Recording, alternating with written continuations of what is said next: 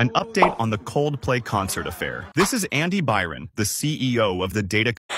Ito mga kapatid, siguro lahat ng mga may social media, alam nyo na yung nahuli kam, yung dalawang magkalaguyo na yan, parehong may asawa.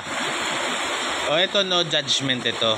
Wala naman akong pakialam kung anong buhay yung binubuhay, yung ginagawa mo sa buhay mo. Ang gusto ko lang sabihin, kung ikaw may asawa ka, tapos may kalaguyo ka, wag naman na kayo manood ng mga concert. Dapat yung mga ganyan tinatago, hindi pinapakita. Dalhin mo sa concert yung asawa mo. Para lang kasimple yun.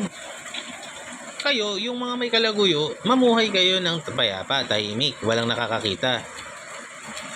Hindi yung may kalaguyo ka, pareho pa kayo may asawa, tapos maglalampungan kayo sa concert. Maglampungan kayo, kayo lang, kayong dalawa lang. Magmotel kayo. O doon kayo sa gubat.